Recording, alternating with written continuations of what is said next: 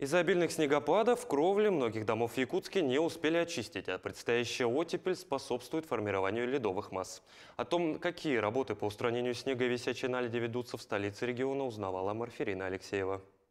Крыши многоэтажек с приходом весны стали опасными. Коммунальщики вышли на битву со свисающими ледяными массами. Из-за перепадов температуры и обильных осадков предсказуемо, что сосулек в этом сезоне будет немало. А они представляют серьезную угрозу жителям. Так куда же обратиться в случае обнаружения опасных ледяных стрел? Этими вопросами занимаются обслуживающие организации. Однако не всегда управляющие компании реагируют оперативно.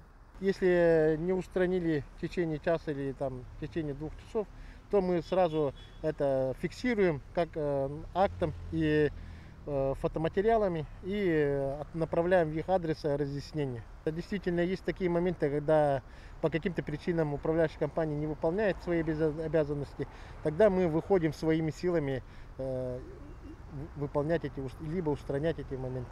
Галина Блажко на протяжении 10 лет работает в обслуживании многоквартирных домов. К своей работе подходит с ответственностью.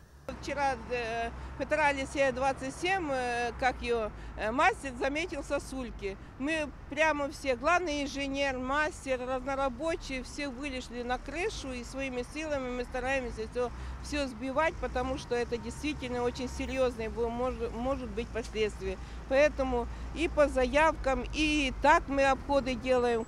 Работа ведется очень, я считаю, что достойно. Однако такой подход далеко не во всех управляющих компаниях. Обращение в диспетчерскую обычно не приносит результатов.